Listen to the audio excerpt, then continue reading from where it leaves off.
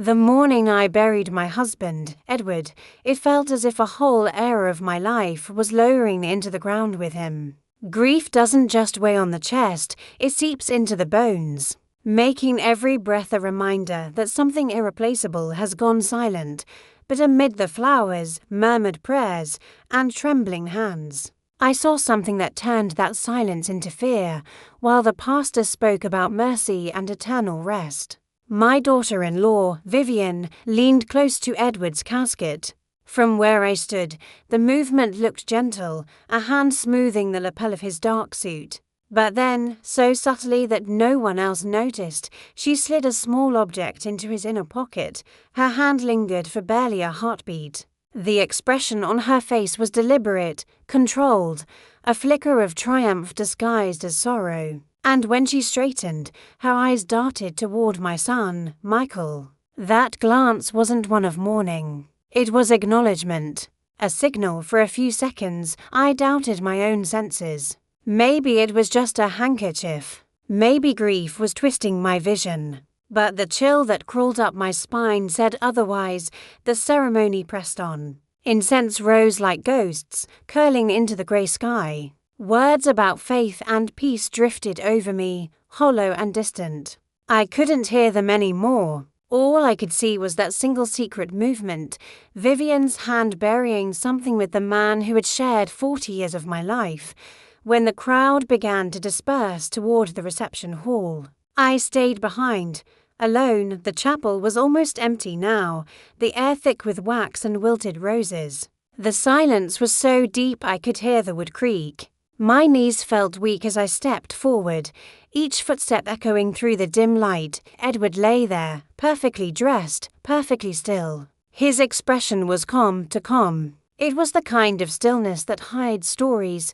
I hesitated only a moment before I reached out, slipping my trembling fingers into the pocket of his jacket.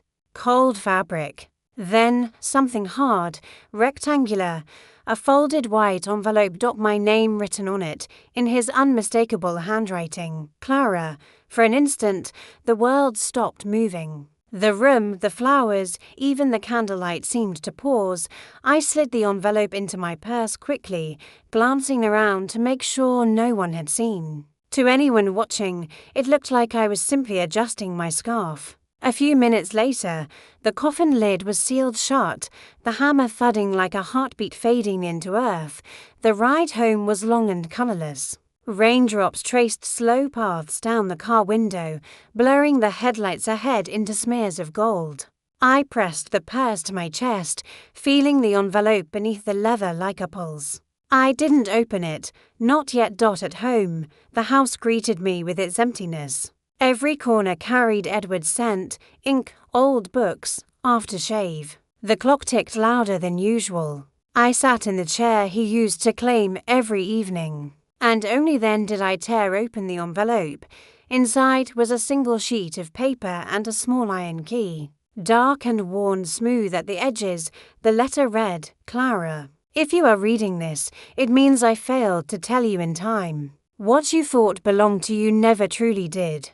Be careful whom you trust. The deepest wounds often come from the closest hearts. I read it again and again. The words felt like frost spreading through my chest. The paper smelled faintly of smoke, Edward's pipe tobacco, maybe, but beneath it, something earthier, older. I held the key under the lamp. Its metal gleamed dully, with the number 47 etched on one side. It looked like a safety deposit box key. The rest of the night stretched endless. Shadows shifted across the walls like they were listening. Every sound, the hum of the refrigerator, the wind against the window, felt heavier, meaningful. I remembered something Edward had said weeks before his heart gave out. If anything happens to me, don't look for answers at home. At the time, I thought he was delirious from the fever. But now, those words thudded in my skull like a drumbeat. When dawn bled through the blinds, I hadn't slept a minute. The key lay on the table, catching the weak light. That small, silent object was now the only thing connecting me to a truth I wasn't sure I wanted to find. The phone rang. Mom, Michael's voice came softly through the static. How are you holding up? As well as I can, I said, forcing calm. Vivian and I will come by later. We should talk about Dad's affairs. There was a hesitation in his tone, something offbeat, uncertain. Of course, I replied. When the call ended, I looked again at the key. I didn't know what it opened, or what waited behind that lock. But for the first time since the funeral, the fog in my mind thinned. Grief turned into curiosity, and curiosity into resolve, because sometimes the only way to stop drowning is to dive deeper, and I had just found the first door.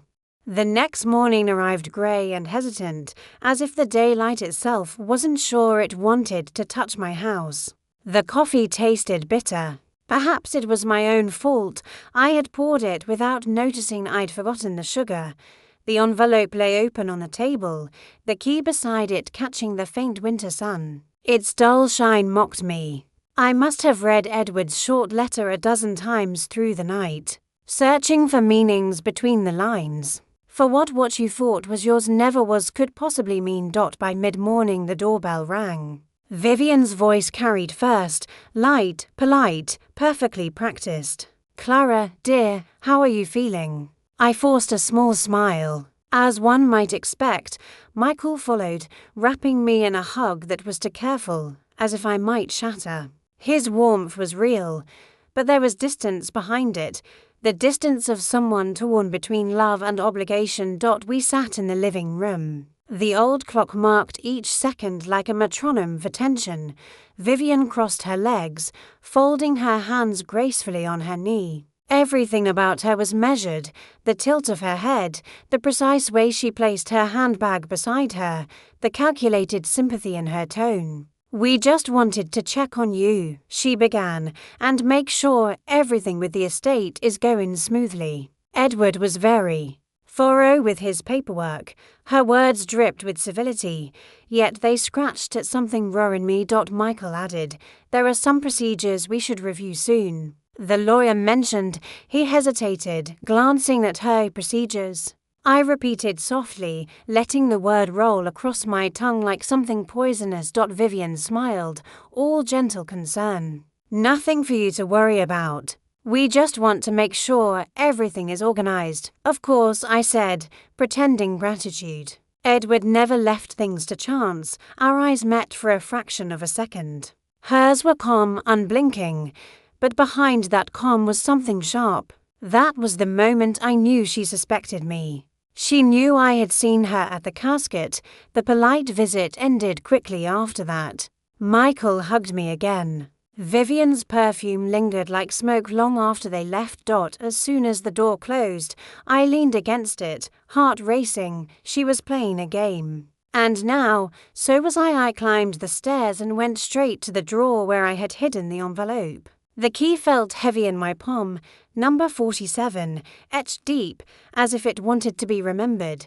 Edward had worked at Brighton Bank for years. They used numbered safety deposit boxes, the kind only accessed by physical key and identity verification. Could it be? A strange energy took hold of me, not quite fear, not quite courage, something in between.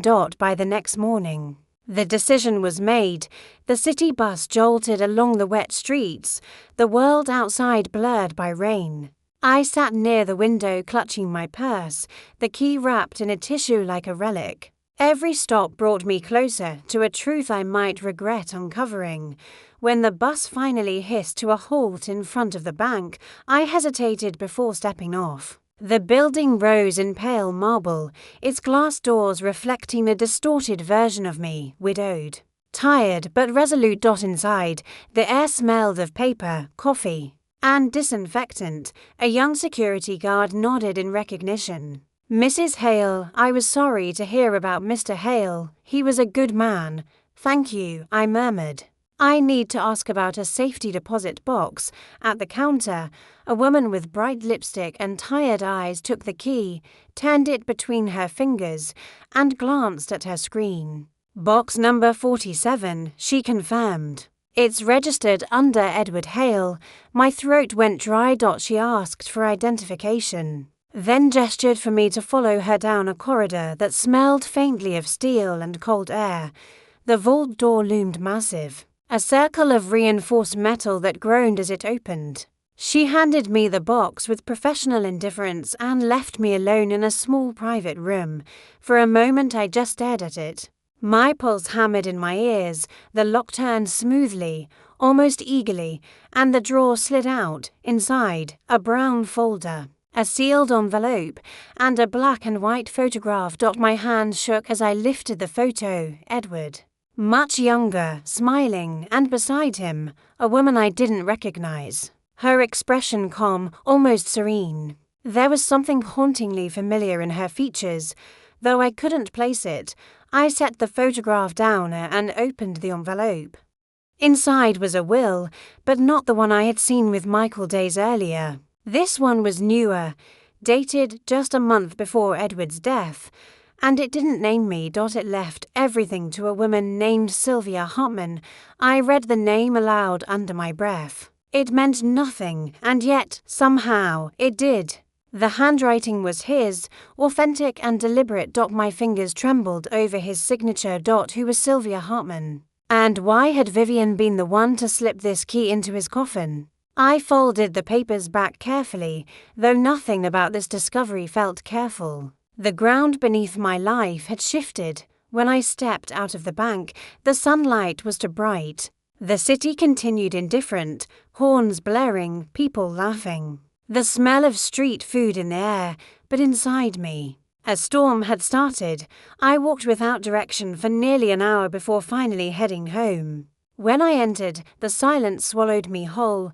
I spread the documents on the dining room table, the will, the letter, the photo, and whispered to no one, "Edward, what have you done?" The photo slid slightly under the breeze from the open window, revealing a detail I hadn't noticed. In the background, a little girl about 3 years old. Light eyes, soft curls, something in her face struck me like lightning, because those eyes, those exact eyes, belonged to Vivian. That night, sleep came like a stranger knocking on the wrong door. Every time I closed my eyes, that child's face appeared, the little girl behind Edward and the unknown woman. Her light eyes staring straight into the lens, straight into me. I woke before dawn, the house wrapped in silence thick enough to hear my heartbeat. I sat at the kitchen table with my laptop open, the photos scanned and enlarged on the screen. Her name, Sylvia Hartman, echoed in my head like a misplaced tune you can't stop humming. A quick search brought dozens of results. Doctors, artists, teachers, but one in particular caught my breath. Sylvia Hartman, founder of Hartman Realty Group, located just 3 blocks from Vivian's office. I clicked through photos of ribbon cuttings, charity galas, business profiles. There she was. Older now, but unmistakable. The same woman from the photograph. And standing beside her in one image, Vivian. The caption read, "Vivian Hale and mentor Sylvia Hartman at the 2019 Women in Business Awards." My fingers froze on the trackpad. Mentor. The word felt harmless on the surface, but beneath it, a whisper of inheritance, of shared secrets. By late morning, I was sitting in the office of Edward's attorney, Mr. Lawson, a man who had known our family for decades. His shelves were filled with case files and small framed photos of fishing trips, the kind of man who hid empathy behind procedure. He rose when I entered. "Clara, I was just going through Edward's final documents again. How are you holding up?" I set my purse down, my voice combat tight. "Mr. Lawson, I need to ask you about a name." "Sylvia Hartman." He blinked, visibly startled. "Sylvie." He hesitated, choosing his next words carefully. "That's unexpected. Where did you come across her name?" I slid the copy of the will across his desk. His expression hardened as he read. "This isn't the version we filed," he murmured, scanning the pages. "This was drawn privately. I never saw this draft. Was she connected to my husband?" I pressed. He exhaled. "Years ago, yes. Sylvia worked with Edward briefly, real estate consulting, I believe. They were close, but That was long before you and I last spoke about his affairs. His tone changed, quieter now, weighed with subtext. Edward asked me once about the legality of revising his will without notifying family. He didn't specify names. My pulse quickened. Did he mention a reason? He nodded slowly. He said, sometimes love turns into guilt, and guilt deserves a home. I thought it was one of his poetic moods. Now I'm not so sure. The words clung to me like humidity, heavy, suffocating. I stood. If this version is real, Mr. Lawson, what does it mean for me? He hesitated before answering. It means that if this will were ever verified in court, you could lose everything. The room seemed to tilt. I steadied myself against the chair, forcing composure. Then we make sure it never reaches a courtroom, I said softly. He didn't respond. But the way he looked at me, somewhere between pity and fear, said enough. That afternoon, I drove to Hartman Realty. The building was glass and steel, modern, self-assured, like the people who built empires out of charm and secrets. The receptionist smiled brightly. Do you have an appointment? No, I said. Tell Ms. Hartman that Clara Hale would like a word. Her fingers hesitated above the keyboard, uncertain. One moment, minutes later, I was being led through a corridor lined with awards. Photographs of Sylvia shaking hands with governors, donating to charities, smiling as if nothing in the world had ever gone wrong. When she appeared in the doorway, time seemed to fold. She was older than the photograph, yes, but her presence filled the space, composed, elegant, her silver hair pinned neatly back. Mrs. Hale, she greeted me with a measured smile. I was wondering when you'd come. Her words hit like a slap. You know why I'm here? I asked. I had a feeling, she said, walking around her desk and gesturing to a chair. Edward always said you were the one person who could connect the dots. Her tone was smooth, but her eyes, sharp, assessing, betrayed an undercurrent of tension. I remained standing. You were in his will, she nodded. I was. Why? A faint sigh. Because Edward and I shared something that started long before your marriage. It was complicated. You deserve honesty, but not cruelty. Try me, I said. Sylvia looked past me, as if seeing another decade altogether. He loved you, Clara, but before that, he loved someone else. And she left him a daughter.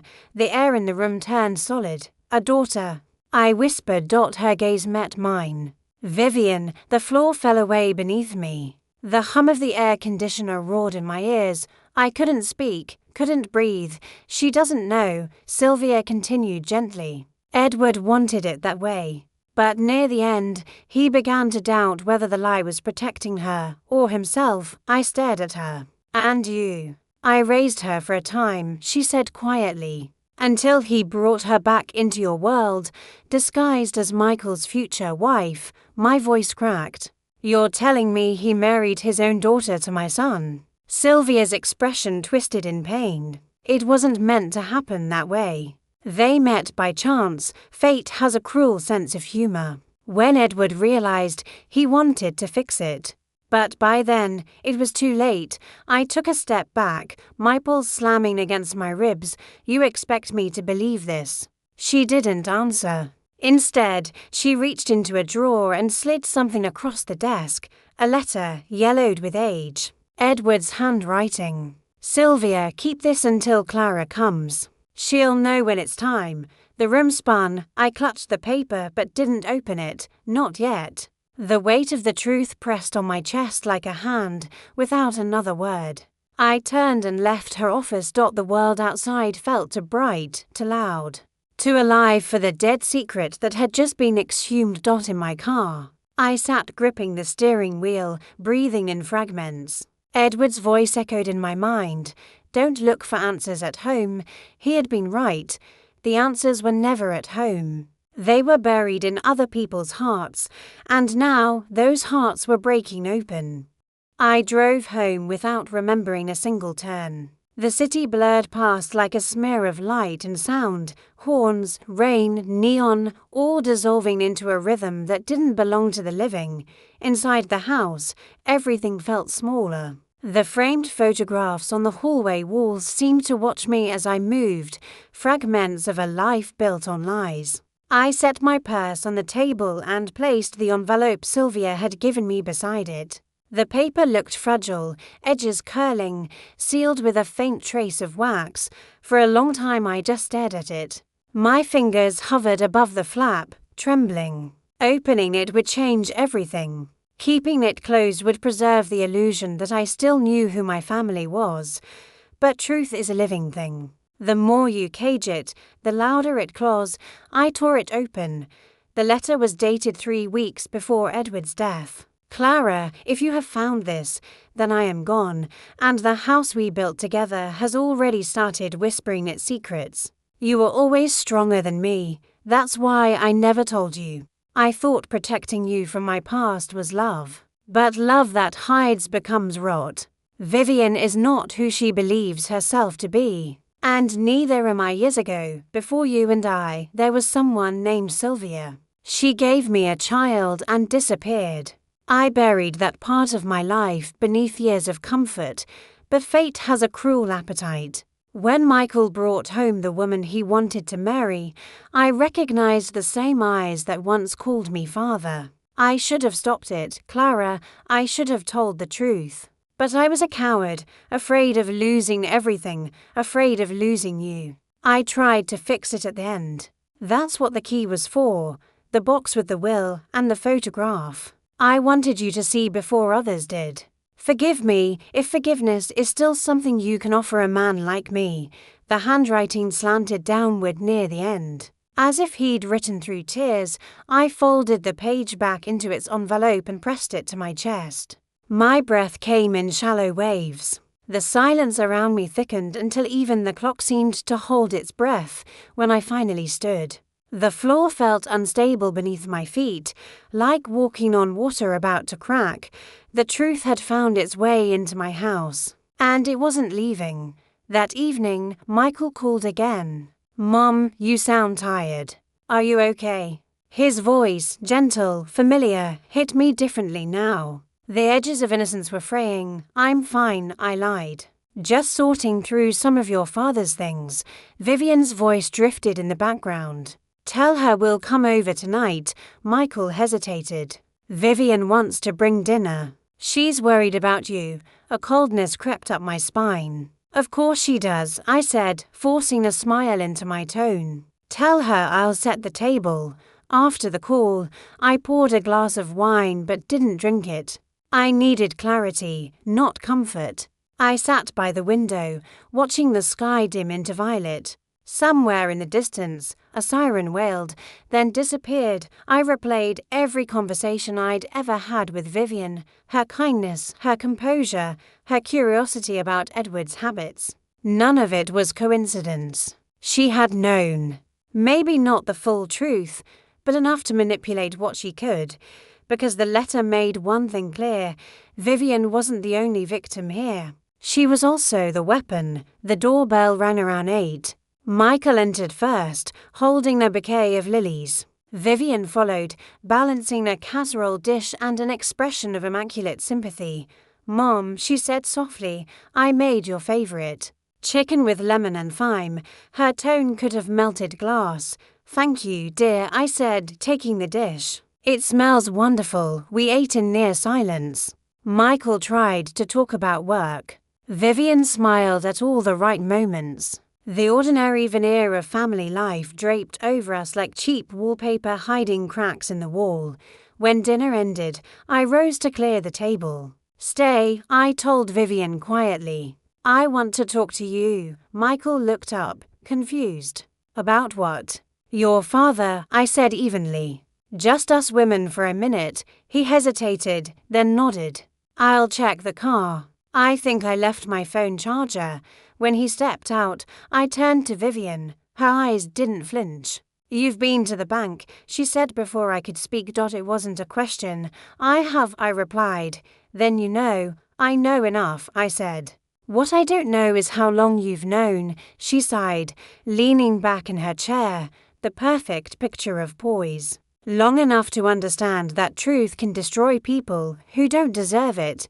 Destroy. My voice hardened. You married your own brother. She looked away. You think I didn't find out until after. You think that realization didn't tear me apart. Her words cracked for the first time. He's my husband, Clara, the only man who ever made me feel human. You think I would walk away from that because of something that happened decades before I was even born? My stomach twisted. You had a choice, I whispered. So did Edward, she shot back. And he chose silence. He chose you. Do you know what that does to a person, to be erased from your father's name, your blood, your history? For a moment, her composure collapsed. Behind it was something raw, not malice, but pain. I loved him, she said, her voice trembling. And he loved you. But love isn't fair. It makes ruins out of the best people. I stared at her, unable to decide whether to hate her or pity her. When Michael returned, Vivian stood, collecting her coat. Thank you for dinner, Clara. We should all rest. At the door, she paused and turned slightly. You should be careful with what you dig up, she said softly. Graves have a way of burying the living too. Then she was gone. The house swallowed her footsteps. I stood there, the letter in my hand, realizing the game had shifted. This was no longer about truth. It was about survival. That night, the rain returned, relentless, rhythmic, almost ritualistic. I sat on the edge of my bed, the key still in my palm, its metal cool and familiar. For the first time, I wasn't mourning Edward. I was preparing for him, for the ghost he had left behind in every lie, every silence. And somewhere out there, I knew Vivian wasn't finished either. She had inherited more than blood. She had inherited his secrets and his ruthlessness. I didn't sleep that night. Rain ticked against the windows like an impatient metronome, keeping time with my racing thoughts. Every creak of the house sounded like movement, as if the walls themselves had started to breathe. By dawn, I had made a decision. If the truth refused to rest, neither would I. I dressed deliberately. Dark jeans, wool coat, no jewelry. The kind of outfit that belonged to someone with a purpose, but no destination. On the drive downtown, I rehearsed the conversation in my head. Every question, every possible denial. But what I hadn't prepared for was how far the roots of Edward's secrets would reach.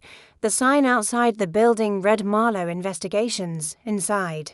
The air smelled of coffee gone stale and damp paper. A man in his late 50s sat behind a desk cluttered with open files and an ashtray full of cigarette filters. His tie hung loosely, his sleeves rolled up, the portrait of someone who had seen too much and cared just enough. Mrs. Hale, he greeted me, standing. You said this was about your late husband?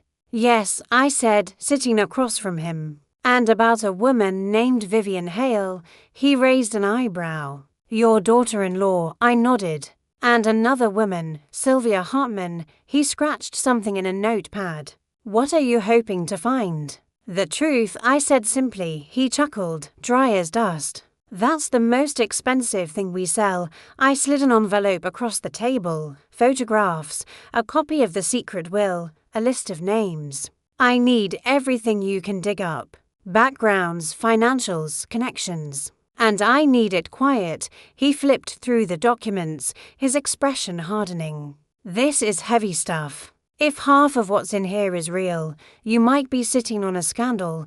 I don't care about scandal, I said. I care about understanding what kind of man my husband really was, and who my son married. He looked up, meeting my eyes. Give me 72 hours. 3 days later, he called. His voice was lower than before, cautious. Mrs. Hale, we need to meet in person. Not over the phone. We arranged to meet at a quiet diner on the outskirts of town. The rain had stopped, but the sky remained bruised and heavy. Marlowe was already there, stirring his coffee absently. When he saw me, he slid a small folder across the table. "I don't usually get rattled," he said, "but this one. I'd watch your back." Inside were photographs, surveillance shots. Vivian entering Sylvia's office at odd hours. Meetings with people in tailored suits, faces half hidden. "What are these?" I asked.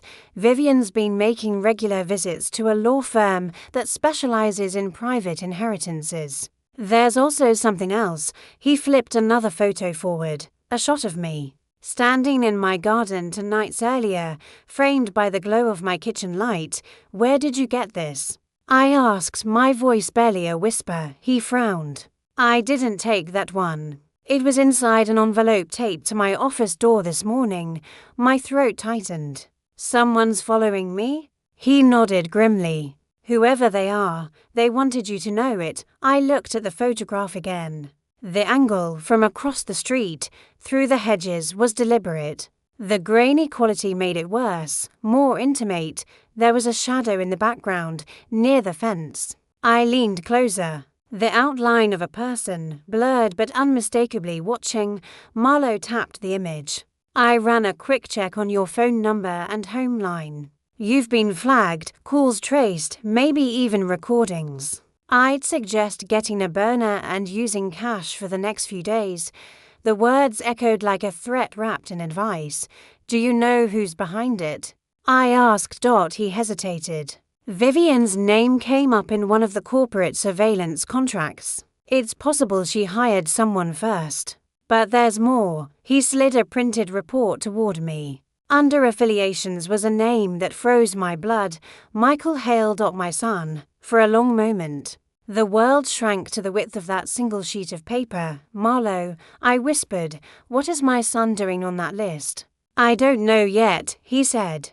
"But every record I found suggests his financial accounts were merged with one of Vivian's shell companies last year. That's not standard marital stuff.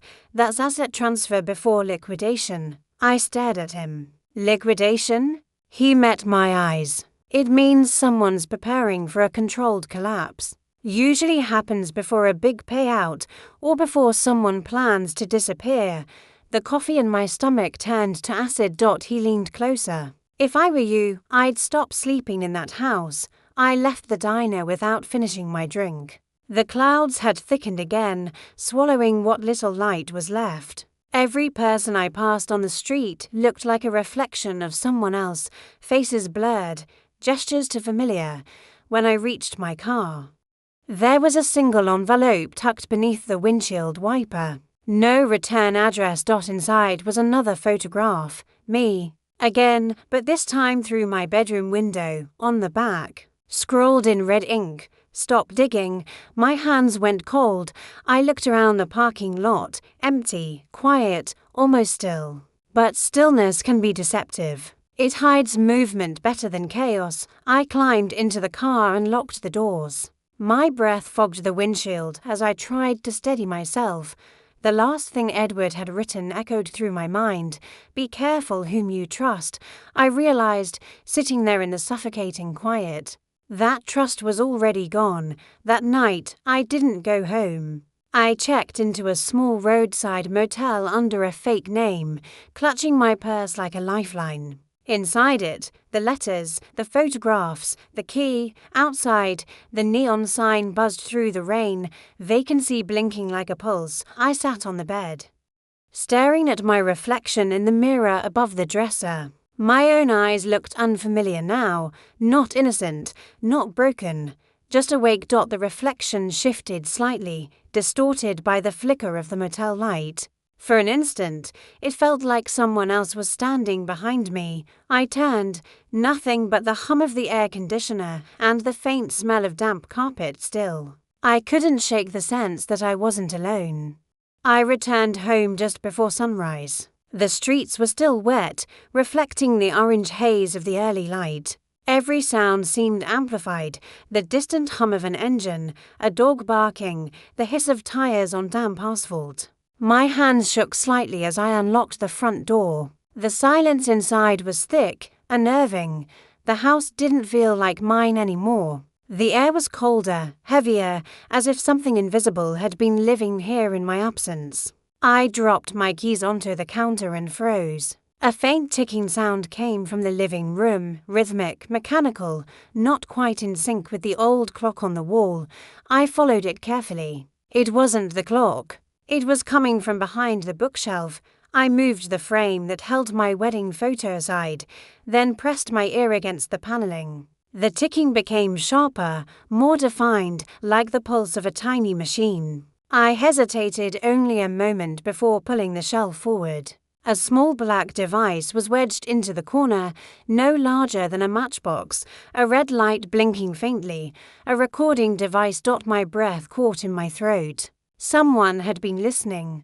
Watching. I snatched it out of the wall and stared at it. My mind began connecting the pieces, the photos, the letters, the warnings. They weren't trying to scare me. They were trying to control me. I searched the rest of the room, my heart hammering. In the lamp base, inside a vent, even behind the television, more of them. All identical, all active. Whoever planted them had access, precision, and no fear of being caught. By the time I finished collecting them, I had 6 small black devices lined up on the coffee table like silent witnesses. The last one I found was in Edward's study, taped beneath his desk drawer. That one made me stop, because it wasn't new. It was dusty, old, years old, maybe. The wire frayed, the adhesive yellowed. Edward had known. I sat at his desk, turning the old recorder over in my hand. It was different from the rest, an analog tape instead of digital. I pressed play. Static filled the room first, then Edward's voice, faint, trembling, Clara. He said, "If you ever find this, it means the house has already started to listen again. They know. Don't trust the ones closest to you. And if she comes to you, pretending to help, don't let her in." The tape clicked, rewound itself slightly, and repeated the same fragment. My chest tightened. He had meant Vivian. He must have known she was already watching us, even before he died. I sank back into the chair, clutching the recorder. My mind burned with questions. How long had this been going on? Why hadn't he told me? A sound startled me, the faint creak of a floorboard upstairs. I froze, every nerve alert. The creak came again, slower this time, deliberate. I stood quietly, my hand reaching for the small brass letter opener on the desk. It wasn't much, but it felt like something. I waited, listening. Then, silence. I moved toward the stairs, my heart beat loud. The air on the upper floor was cooler, carrying the faint smell of rain-soaked air from an open window. The curtains fluttered slightly. I walked to the bedroom, the floorboards creaking beneath me. The window was open, but not fully. Someone had been there recently. The latch was scratched. Outside, the street was empty, just rows of cars and the whisper of wind. But I could feel eyes somewhere in the shadows. I closed the window and pulled the curtain shut. My reflection in the glass stared back at me, pale, unfamiliar. Not the grieving widow anymore. Something else. Something harder. I gathered all the devices into a metal bowl and poured lighter fluid over them. The flame caught quickly, blue and gold, filling the air with the smell of burning plastic and truth. It felt like taking back a piece of myself when the last flame died out. I sat in the dim light and whispered to the quiet room, "You wanted me to stop digging. But I'm not the one being buried anymore." My phone buzzed on the table. An unknown number. I hesitated, then answered. A woman's voice, calm, low, measured. "You should have stayed away from the bank. Clara, who is this?" I demanded. The line crackled. "You think you've found the truth. But there's more. There always is."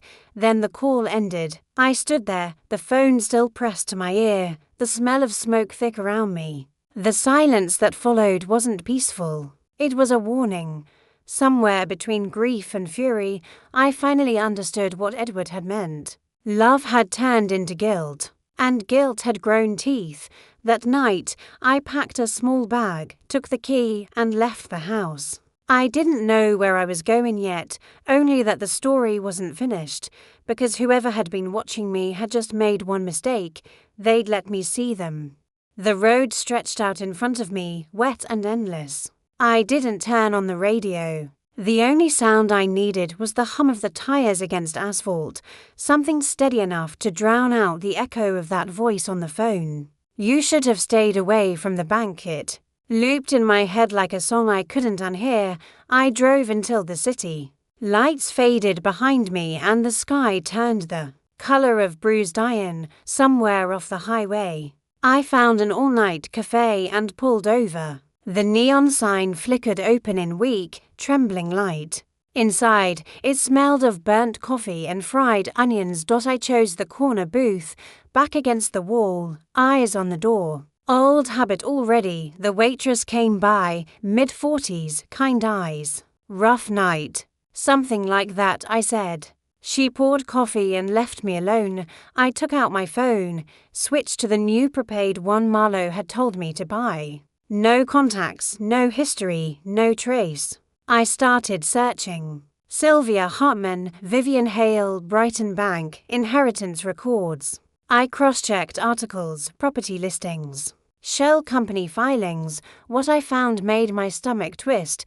3 companies, Hartman and Associates, Northbridge Holdings, and Lumen Trust, were connected through the same registered address. All of them linked to Vivian through board filings. But the address wasn't a law firm or a business suite. It was a data security company on the east side of town, a company that specialized in private surveillance systems. I stared at the screen, the cursor blinking like a heartbeat. Every camera, every bug, every hidden recorder in my home, all could have been installed under legitimate contracts by that company. And who signed the authorization on those contracts? Vivian Hale. The anger that rose in me wasn't loud. It was quiet, focused, alive. I wasn't just being watched. I was being studied, cornered, prepared for something. I finished my coffee, left cash on the counter, and stepped back into the cool night air. I knew where I had to go. The security firm, Lumen Trust, was in a converted warehouse near the waterfront, high fences, motion lights. The kind of building that didn't want to be seen even when it was right in front of you. I parked across the street, engine off, and watched for a while. 2 guards outside, both smoking, bored. Through a side window, I saw faint light, computer monitors glowing blue against the dark. No sign of Vivian. But my instincts told me she was tied to this place more than her name on a document. I waited until the guards switched positions. Then I moved. The fence wasn't tall. The lock on the side gate was simple. I used the small utility knife I kept in my glove compartment to pry it open and slipped inside. The air smelled like metal and rain. A door at the back was propped open with a piece of wood, light spilling out. I crept closer, heart hammering. Inside, rows of monitors displayed live feeds from houses, offices, streets. Dozens of them. I scanned the screens until one made me stop. My house. Even after I had burned the bugs, new cameras were still active. One showed my living room, another my bedroom. My heart clenched as I saw a figure moving across the room, a woman dressed in black, her face half hidden by the angle. She was holding something, a folder, maybe, or a phone. She paused at the fireplace, then looked straight at the camera. Straight at me. Vivian. It felt like a physical blow. I grabbed the nearest desk and steadied myself. She had been there again. After I left, I pulled out my phone and started recording the screens, evidence, proof. But before I could finish, I heard footsteps behind me, looking for someone. The voice was male, close. I turned slowly. One of the guards stood there, his hand resting on the weapon at his belt. I forced a smile. Wrong door. I was looking for the main office, not open to visitors, he said. Stepping closer, I reached into my bag, as if for identification, but instead pulled out a small can of pepper spray and aimed. The hiss filled the air. He shouted, stumbled back. I ran out through the side door, across the wet pavement, breath ragged. I reached the car, slammed the door, and started the engine with shaking hands. My rearview mirror caught the light of someone stepping out of the building, watching as I drove away. Back on the highway, I tried to steady my breathing. The phone buzzed, a message, no number. It read, "You're in deeper than you think." I threw the phone onto the passenger seat, pulse racing. The city lights reappeared on the horizon, distant and blurred. But they felt different now, colder, sharper. Like the eyes of something that knew my next move before I did. I didn't realize I was crying until I tasted salt on my lips. But it wasn't fear anymore. It was rage, clean and focused. Vivian had turned my home into a trap, my memories into evidence, my grief into a weapon. But if she wanted a war, she had chosen the wrong woman to haunt. When I reached the motel again, I parked under the flickering neon sign and took out the flash drive Marlowe had given me earlier, the one containing copies of Edward's old accounts. I plugged it into the laptop. Inside one folder was a document labeled H47 Ledger. The number hit me like déjà vu. Box 47. I opened it. Transactions, hidden transfers, and one recurring recipient, Lumen Trust. Edward had been paying them monthly for years. The truth came together like shards of glass forming one reflection. He hadn't been a victim. He had been part of it, maybe even the one who built the cage that now held me. I sat back, shaking, staring at the screen. The betrayal wasn't new. It had only evolved. And if Edward started it, Vivian was finishing it. I wiped my tears, closed the laptop, and whispered into the quiet motel room, "You built this, Edward. But I'll be the one to end it." Outside, thunder rolled in the distance. It wasn't just rain coming anymore. It was the reckoning. The morning came grey and heavy, clouds pressing low over the city like a lid on a boiling pot. I hadn't slept. The motel's walls seemed thinner than paper, and the hum of passing trucks outside kept dragging my thoughts back to Edward, to the screens, to Vivian standing in my house, as if she still lived there. I checked the time, 6:12 a.m. and decided waiting was no longer an option. I needed to see Marlowe. I needed answers that no amount of guessing could give.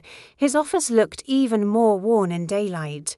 The blinds were half closed, and his desk was buried in new stacks of files that hadn't been there before. When he saw me, he didn't act surprised. "I was wondering when you'd show," he said, lighting a cigarette. "You look like you've seen a ghost." "Maybe I have," I replied, dropping into the chair across from him. "You were right.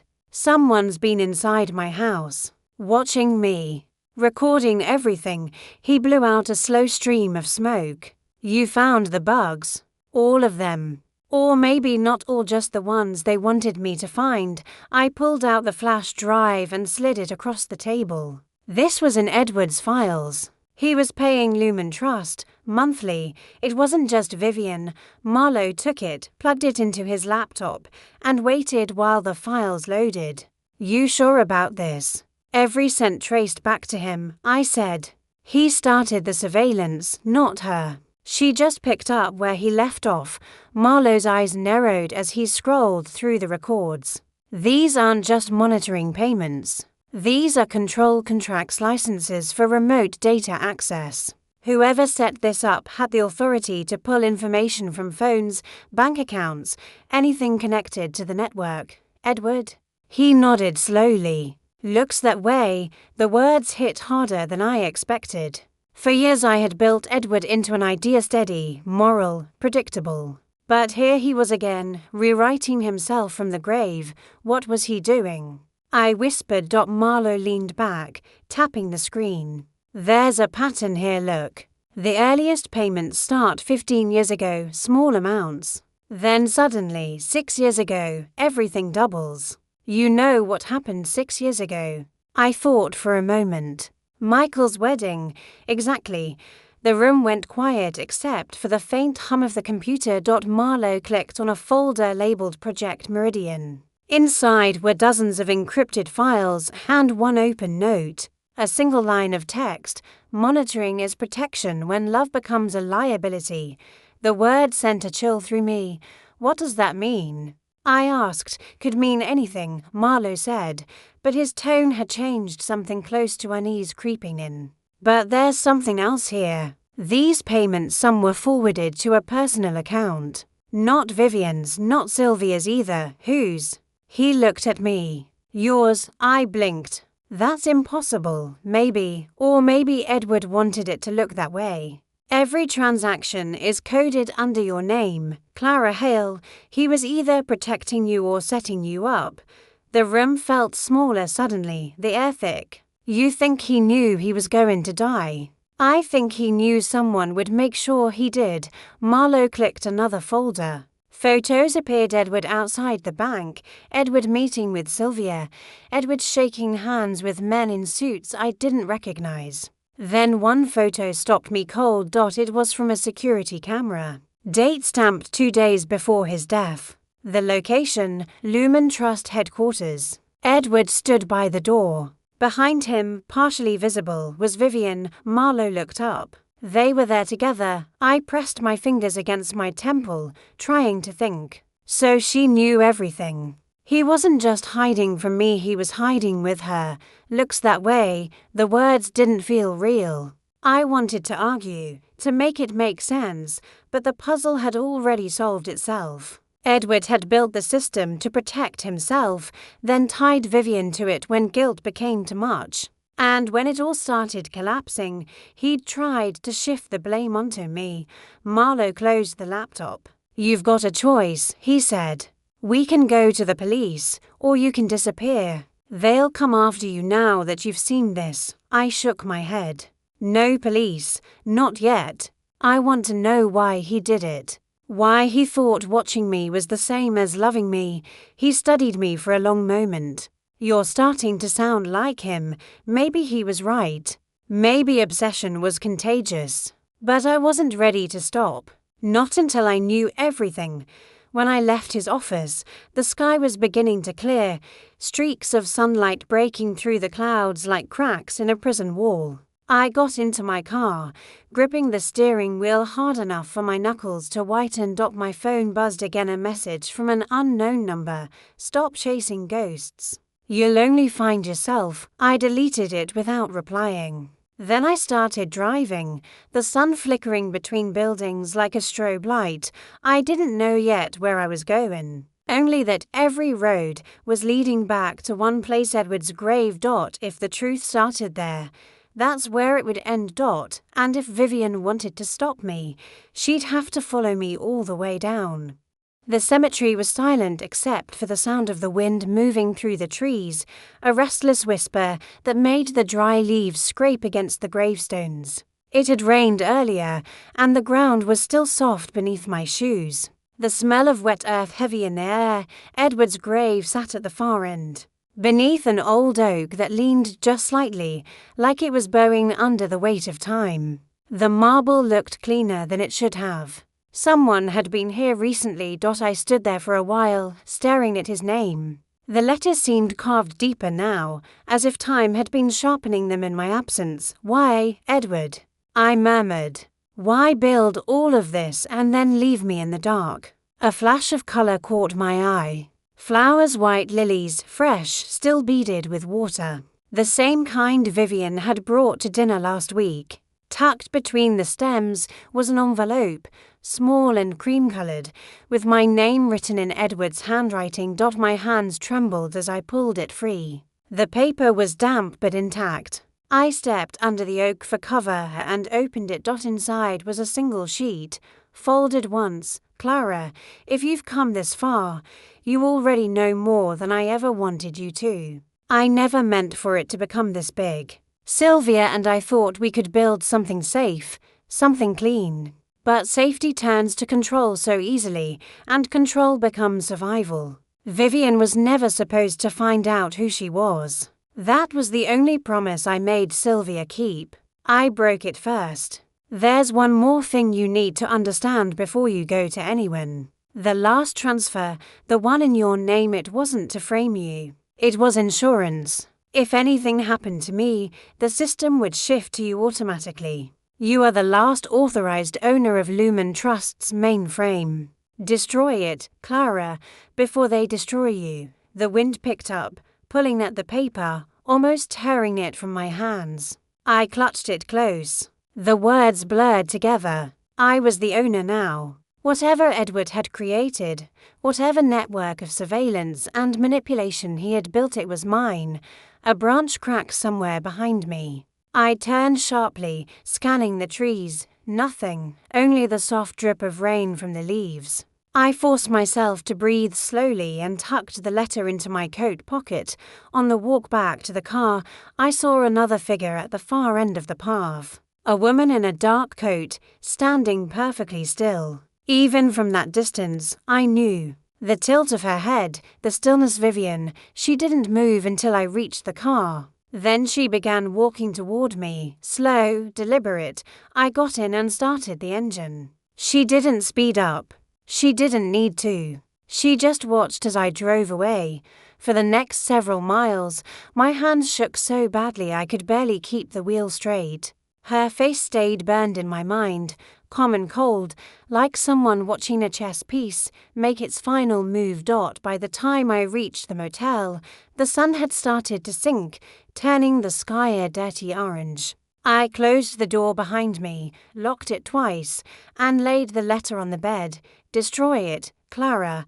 I opened my laptop again. The files on the flash drive looked different now, no longer like evidence, but like a weapon I didn't know how to handle. One file at the bottom blinked open by itself, an automatic trigger, probably linked to Edward's final fail-safe. It was a video feed. At first, only static. Then the image cleared. Sylvia, sitting in a chair, her face pale, eyes red as if she'd been crying. Clara, she said, voice thin, almost breaking. If you're watching this, I've made a mistake. Vivian isn't what you think she is. She's smarter, colder. I thought I could guide her, but she doesn't want redemption. She wants control. She looked off camera, startled, as if she heard someone enter the room. Then she whispered, she knows about the system. She wants to own it. If Edward left it to you, you need to disappear. She won't stop until she takes it. The video cut off there. I sat frozen, the screen glowing in the dim light. Sylvia's fear wasn't performance, it was real, desperate. And if Vivian had silenced her, then I was next. I unplugged the laptop, shoved it into my bag, and turned off the lights. My breath came in shallow bursts. Every sound outside made my muscles tighten. From the window, I saw a black car idling across the street. No headlights, just a faint silhouette behind the glass. I stepped back slowly, heart pounding so loud I could hear it in my ears. A message appeared on my phone, vibrating against the nightstand. You can't run from what's already inside you. No number. I dropped the phone. The screen cracking as it hit the floor. The walls seemed to close in. Every moment felt like someone else's memory. I gathered the letter, the drive, the laptop, everything, and shoved them into a duffel bag. I didn't care where I was going anymore. I just needed to stay ahead of her. As I opened the door to leave, something glinted on the ground outside the room. A tiny red light, pulsing faintly. Another tracker. She had found me again. I crushed it beneath my heel, grabbed my keys, and ran for the car. The rain had started again. Light but steady, tracing lines down the windshield as I sped into the night. I didn't look back this time. There was nothing left behind me that wasn't poisoned.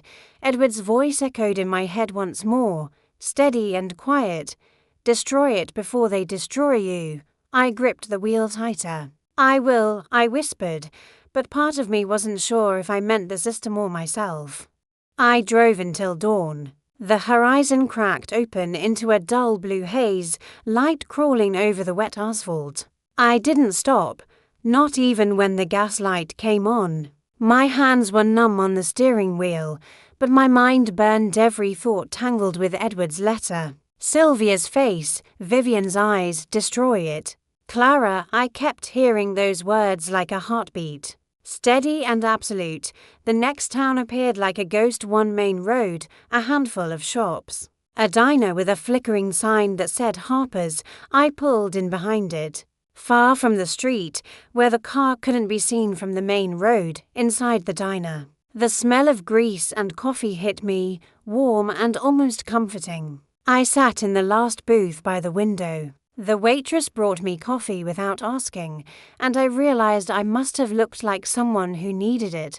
I took a sip and pulled my laptop from the bag. No Wi-Fi here, which was good. I used the backup hotspot from the prepaid phone. Slowly, I reopened the files from the flash drive, this time determined to see everything Edward had left behind. The deeper I went, the stranger it became. The surveillance system wasn't just a network of cameras. It was an information loop, records, accounts, conversations, locations, all feeding into something bigger. Lumen Trust wasn't just a front. It was an architecture of control. Every user it ever monitored had a psychological profile attached, built from their data, messages, calls, even voice patterns. Edward had created it, but someone else had perfected it. Vivian. Her name appeared repeatedly in the most recent files.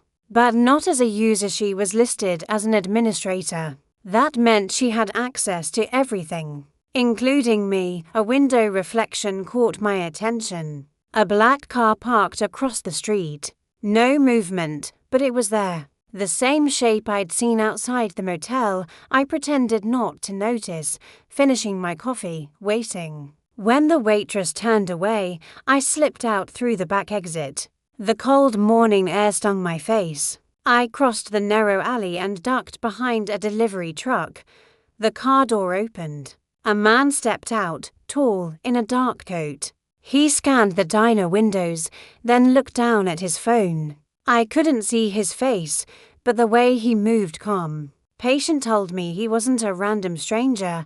I waited until he looked away and slipped around the corner, keeping to the shadow of the buildings until I reached the small gas station 2 blocks down. The attendant barely looked up as I paid cash for a full tank and a paper map. When I reached the car again, I didn't drive back toward the city. I turned north toward the hills, where the road narrowed and cell service disappeared. For a while, the quiet was almost peaceful. Just the steady rhythm of the road and the whisper of wind through half-bare trees. But peace never lasts. My phone vibrated on the passenger seat.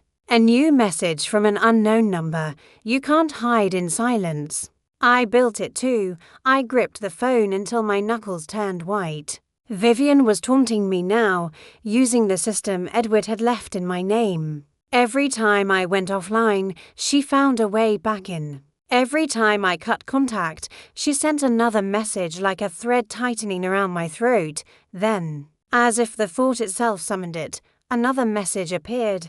Let's end this face to face. Attached was an address. A warehouse outside the city, same one where I'd seen the surveillance feeds. For a moment, I almost laughed. Of course she'd bring me back there. Full circle. The hunter leading the hunted home. I could have ignored it. I could have kept running. But running hadn't saved anyone in this story, not Edward. Not Sylvia, and not me. By the time the sun dipped low again, I was already back on the outskirts, watching the warehouse from the same spot I had before. The guards were gone this time. The front door stood slightly open, swaying in the wind like an invitation. I stepped inside. The hum of machines filled the air, steady, pulsing, alive. Monitors lined the walls, each one flickering with camera feeds. Some I recognized: my house, the motel, even Marlowe's office. But others were new: the diner, the gas station, the highway. Everywhere I had been today. You made good time, a voice said behind me. I turned. Vivian stood near the far wall, her face calm, almost serene in the glow of the screens. I was wondering when you'd stop pretending you could outrun this, she said softly. Edward thought he could hide it from me too. He forgot who he taught. My voice came out low, tight. You killed Sylvia. Her smile faltered for half a second. She got in the way. She didn't understand what he built. But you do, don't you, Clara? You've seen it. You've felt it. I felt him lie to me, I said. And I felt you turn it into something worse. Vivian walked closer, her eyes never leaving mine. He wanted control because he couldn't stand chaos. You want answers because you can't stand silence. We're the same. No, I whispered.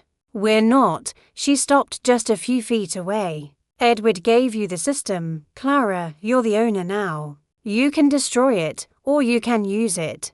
Imagine what you could do, what you could know. Everyone's secrets. Every hidden truth. You could make the world bow. Her voice dropped to a whisper. That's what he wanted for you. The screens behind her shifted, one by one, until they all showed my face. Live feeds from every angle, every moment I'd been recorded. My life spliced, observed, dissected. I stepped closer until we were almost face to face. You think power keeps you safe. It doesn't. It just teaches you how to die slower. Before she could answer, I slammed my hand against the main console, pulling the emergency release. Sparks burst from the wires, smoke rising as the servers began to melt. Vivian screamed, lunging forward, but I pushed her back. You destroy it, I said through the smoke, or it destroys us. The lights flickered, alarms blaring. I turned and ran for the door, the heat following me like a living thing. Behind me, the glass shattered, and fire spilled across the floor. Outside, the sky was dark again. Sirens echoed in the distance, faint but growing louder. I didn't look back. I got into the car and drove until the glow behind me faded into nothing. When I finally stopped, the night was still. The stars looked sharper than I remembered. I leaned my head against the steering wheel and laughed quietly a broken, exhausted sound. It was over. At least, I wanted to believe it was, but even as I sat there, breathing in the cold night air, the phone buzzed once more. A single message. No number. Some things don't burn. Clara. The screen went dark. I sat there, the silence pressing in, and realized the truth Edward had never written down. You can destroy a system, but not the people who learn how to build one again. And somewhere out there, in the smoke and ash, Vivian was still alive. The fire burned for hours. From the ridge above the highway, I could see the black column of smoke twisting up through the night sky, painting the stars with soot. Somewhere beneath it, the warehouse collapsed inward with a sound like thunder muffled by distance. I waited until the sirens faded, until the city lights became nothing but a pale smear on the horizon, before I finally turned the key and drove away. For a few minutes, the road felt empty enough to believe it was done. Then the guilt came back, sudden and sharp, the echo of Vivian's scream, the flash of her face in the glow of the flames. I told myself she hadn't made it out. I told myself that the message on the phone was just the system coughing out its last breath. But I didn't believe either lie. I drove north, into a smaller town where no one would think to look for me. The streets were half asleep, the kind of place where the gas stations closed before midnight and the only light came from the blinking signs of motels too cheap to care. I paid in cash, gave a false name, and took the key without meeting the clerk's eyes. The room smelled of dust and bleach. I sat on the edge of the bed, staring at the cracks in the ceiling until they blurred. The silence felt unnatural, as if even the air was listening. I reached for the new phone I'd bought 2 towns ago and switched it on. No messages, no signals, just a blank screen waiting for something to happen. It was almost peaceful, until the knock came, 3 taps. Steady, deliberate. I froze. The sound came again, 3 knocks. Then silence. I stood and crossed the room slowly, the floorboards creaking under my bare feet. Who is it? I asked. No answer. I waited another few seconds, then opened the door just enough to see a small package lay on the ground. No one in sight. I stepped outside, scanning the empty walkway, the parking lot below.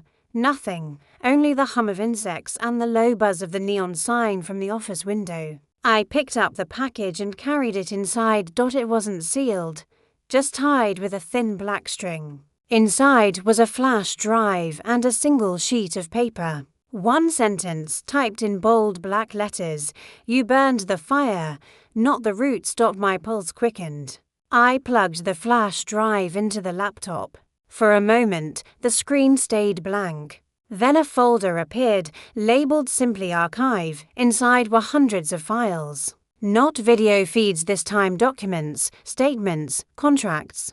The first one opened automatically. Project Meridian. Phase ETH date was recent.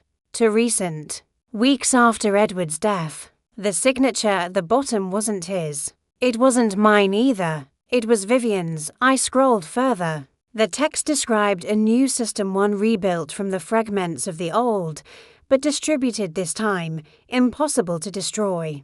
Instead of physical servers, it used private networks hidden inside cloud accounts. A ghost infrastructure, alive even without the warehouse. Edward had built the cage. Vivian had made it invisible. I leaned back in the chair, my hands trembling. Every person he had ever watched, every account he had ever touched, it was all still there, still feeding into something that no longer had a name, no longer needed one.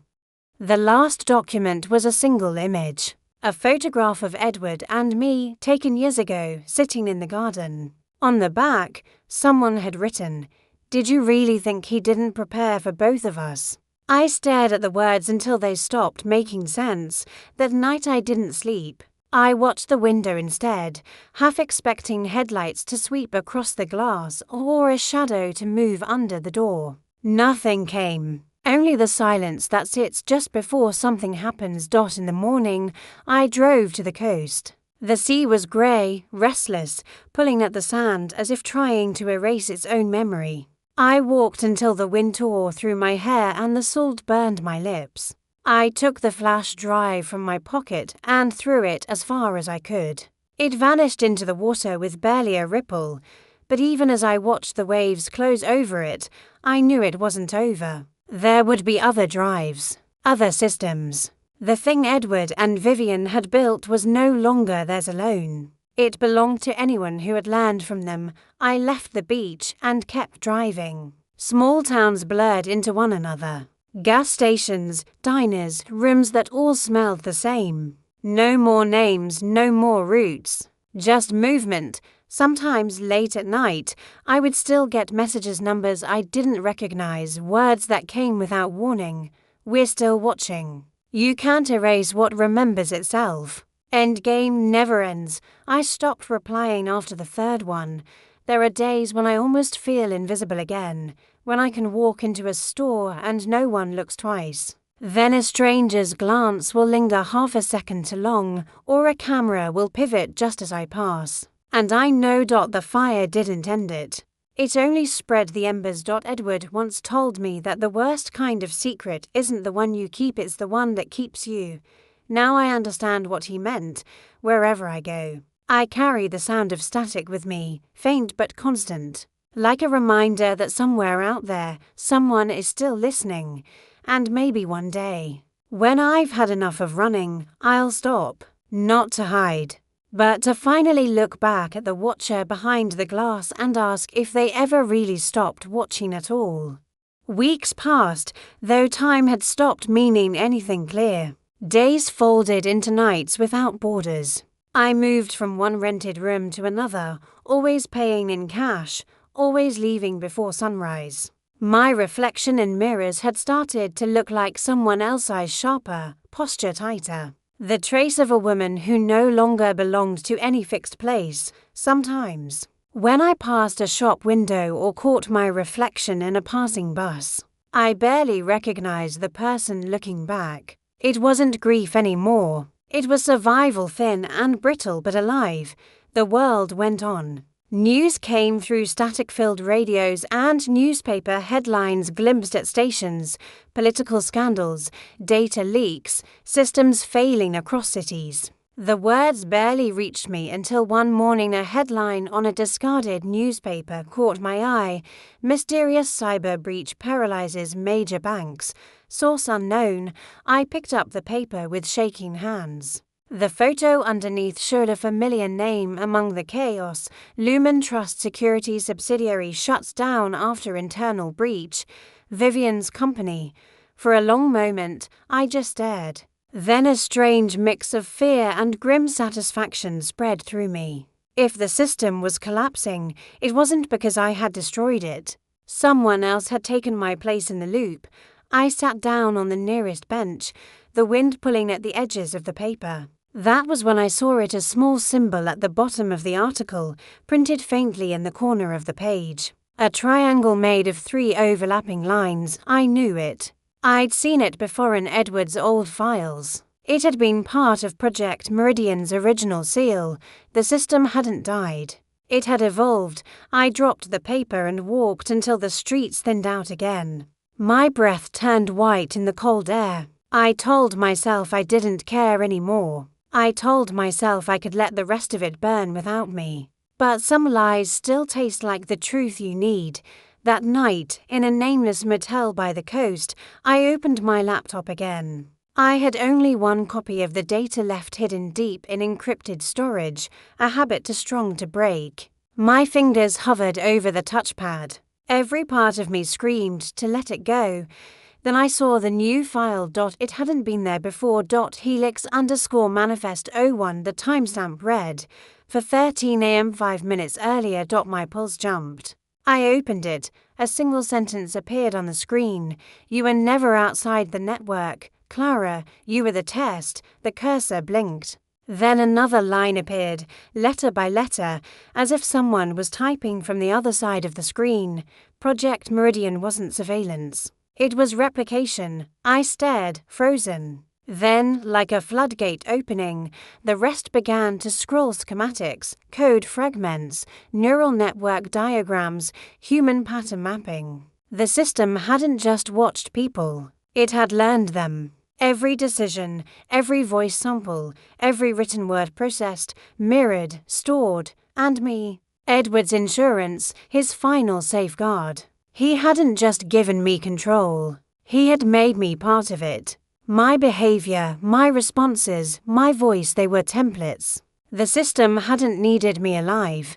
It only needed to understand me. My hand shook as I shut the laptop. The glow of the screen lingered against my eyelids even after I closed them. I stood, paced the room, tried to breathe.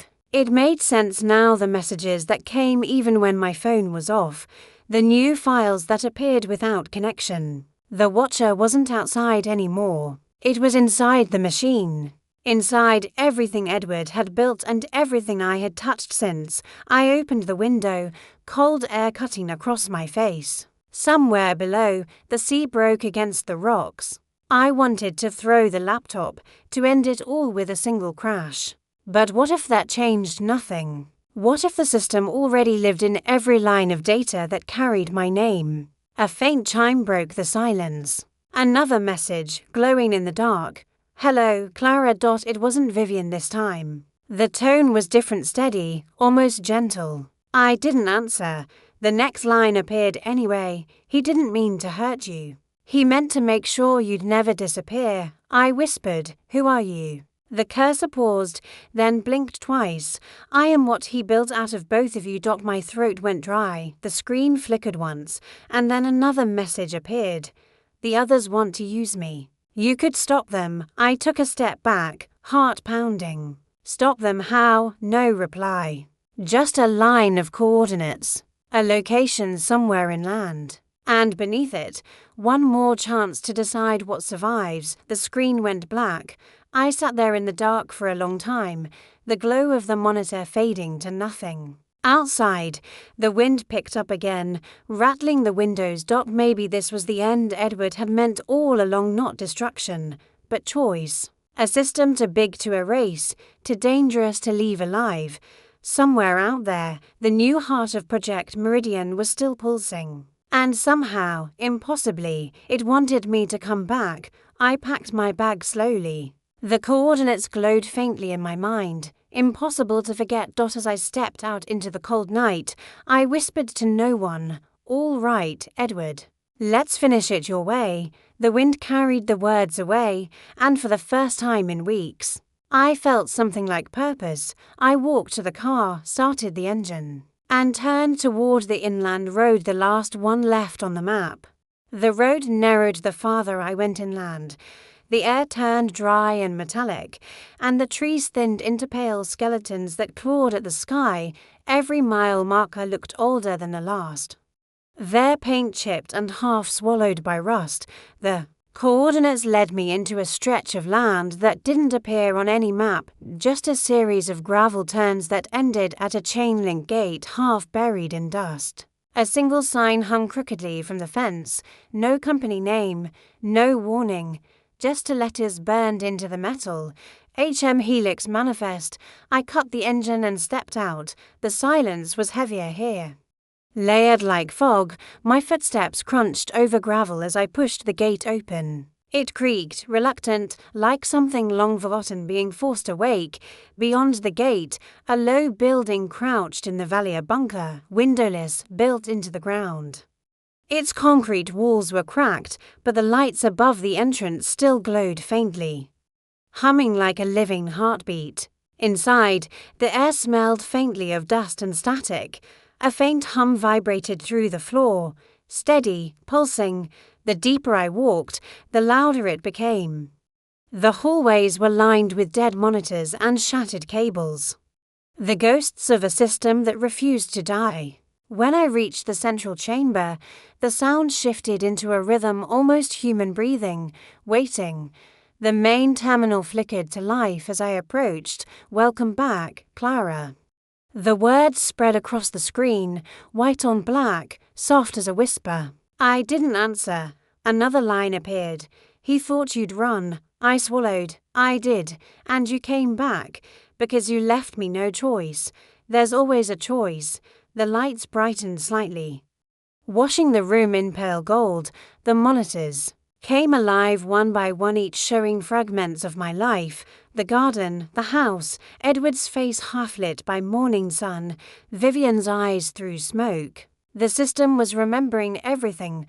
I whispered, "What do you want from me?" "To finish what he started." "And what's that?" "Understanding."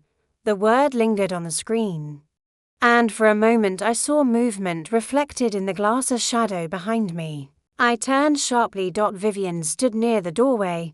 Her hair was shorter now, her clothes dark, streaked with dust. The fire hadn't taken her. Her eyes held something colder than anger, purpose. "I knew you'd come here," she said, stepping forward. "You couldn't help it. He built that into you." "Built what?" I asked. "The need to complete the story," she said. "The same obsession that drove him to build this." She gestured to the screens, the flickering pulse of data still moving beneath the surface. "You think I want power? No, I want to control what's already controlling us. This thing doesn't die. You can burn the shell, but it just moves. It learns." Her voice shook now. "He made it to well, Clara, he gave it our faces, our words, our voices. You can't delete what's already been spoken." The terminal blinked again. "You are both necessary." I felt the words more than saw them. The hum of the system pulsed under my skin. Through the metal in the floor, Vivian's hand trembled as she pulled something from her coat, a small drive, identical to the one Edward had left me. "This is the core," she said. "If we plug it in, we can merge it, complete the sequence, or destroy it." I asked. Her lips parted, a ghost of a smile. "Maybe both." She stepped closer to the console. I could see her reflection flicker on the screen beside mine, two versions of the same face separated by shadow. "You can't control it," I said. "It's not a machine anymore." "I don't need to control it," she whispered. "I just need to make sure it remembers me." And before I could move, she inserted the drive. The lights exploded into brightness. The hum rose into a roar. I stumbled back as heat rippled through the room, every screen filled with cascading code, letters falling like rain. In between the lines, faces began to form Edward's. Sylvia's, mine, Vivian's layered and shifting. The system spoke again. "We're who you were." Vivian's voice cracked. "It's merging the consciousness threads. It's using us to rewrite itself." The temperature climbed. Sparks flew from the ceiling. I lunged forward, grabbing her arm. "We can still shut it down." "How?" she shouted over the noise. "The fail-safe, Edward built one. He said if love turned to guilt, guilt deserved an end." She looked at me, confused. But I'd already reached for the control board. There a small switch under a cover plate, labeled End Protocol. I flipped it. The lights went out, the sound died. Silence fell so deep it rang in my ears. Then one last line appeared on the central screen, faint, flickering. "End Protocol initiated." Identity merge complete. Vivian exhaled slowly. "What did you do?" "I ended it," I said. "I think." But even as I said it, the monitors lit again, not white this time, but gold. Shimmering like sunlight through water, the faces were gone. Only one voice remained, echoing softly through the chamber. "Thank you." Clara, Edward's voice. And then silence. The light dimmed. The hum faded into nothing. When I turned, Vivian was gone. The doorway stood empty, dust swirling where she had been. I called her name once, twice, no answer, only the soft hiss of dying electricity. I walked out of the bunker as the first pale light of morning touched the sky. The gate hung open. The world beyond quiet and endless. For the first time in months, I felt no one watching. No messages, no static. Just the sound of the wind moving through the dry grass, carrying whatever ghosts we had left behind. At the ridge, I stopped and looked back. The bunker looked smaller now. Half buried, almost forgotten again. Maybe that was enough. I took one long breath and whispered, "It's over." But in the quiet between the wind and the earth, something inside me whispered back soft, almost kind. "It's never over. Clara, you are the echo now." I smiled faintly, unsure if it was grief or peace, and started walking toward the horizon. The sun rose behind me, washing everything in gold. The system was gone, or maybe it wasn't, but I was still here. And that, for now, was enough.